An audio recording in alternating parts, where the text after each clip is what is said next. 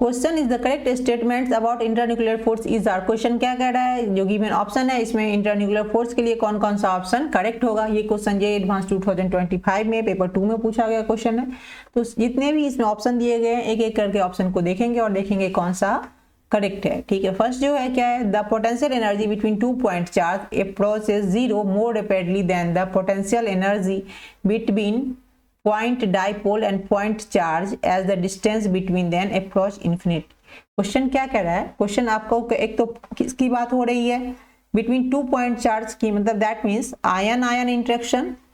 ठीक है, ion ion interaction, इसका पोटेंशियल एनर्जी क्या हो जाता है, किसके प्रोपोर्शनल होता है, 1/r का। और दूसरा क्या हो रहा है, point dipole and point charge, मतलब आयन और डाइपोल का इंटरेक्शन है ना, आयन एंड डाइपोल के लिए। इसका पोटेंशियल एनर्जी क्या हो जाता है, किसके प्रोपोर्शनल, इसका पोटेंशियल एनर्जी हो जाएगा आपका 1/r² के प्रोपोर्शनल। अब आपको क्या कह रहा है, ये जो पोटेंशियल एनर्जी होगा अप्रोचेस जीरो, मतलब लगभग जीरो हो जाएगा, मतलब बहुत स्मॉलर हो जाएगा। कब, जब इसको हम क्या करेंगे, r को इंक्रीज करेंगे।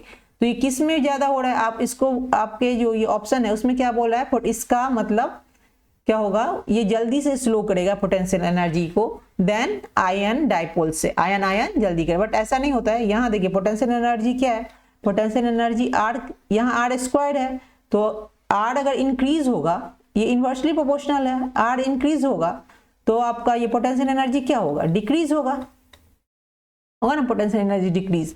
तो यहाँ r² है, तो ये पोटेंशियल एनर्जी को क्या करेगा, ये फास्टर स्लोअर करेगा देन आयन आयन इंटरेक्शन से।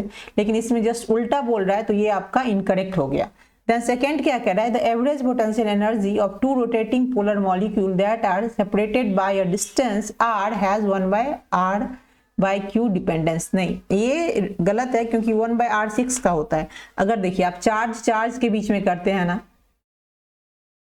चार्ज के बीच में इंटरेक्शन, तो ये किसके प्रोपोर्शनल होता है, 1/r के। इंटरेक्शन टाइप अगर चार्ज हो या आयन आयन, और अगर वही इसको चार्ज को आयन भी कह सकते हैं, ये आयन डाइपोल के बीच में अगर होगा तो यहाँ पता ही चला किसके होता है, 1/r² का।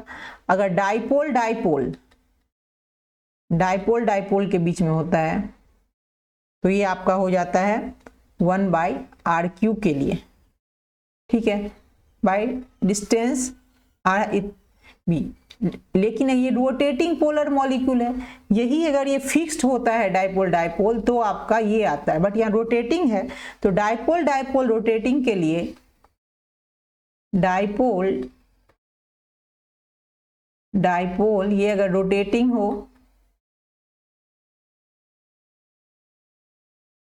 रोटेटिंग अगर हो तो ये क्या किसके प्रोपोर्शनल होता है, ये 1/r6 के प्रोपोर्शनल होता है, r⁶। तो ये भी आपका रॉन्ग हो गया, क्योंकि 1/r³ के लिए बोल रहा है। सी क्या है, the dipole induced dipole average interaction is independent of temperature.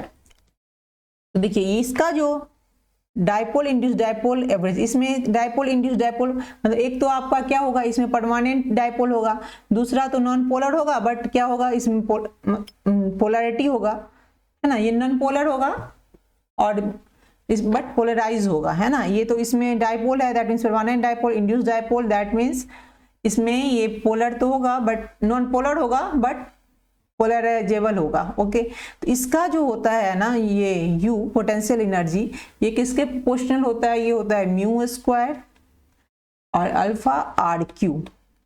जो यहाँ μ² क्या होता है, परमानेंट डाइपोल का होता है, ये इंड्यूस्ड डाइपोल का चार्ज होता है r⁵। तो इसमें टेम्परेचर नहीं है, यही बोला इंडिपेंडेंट ऑफ टेम्परेचर, तो दैट मीन्स ये करेक्ट है, टेम्परेचर से तो इसका कोई रिलेशन नहीं है।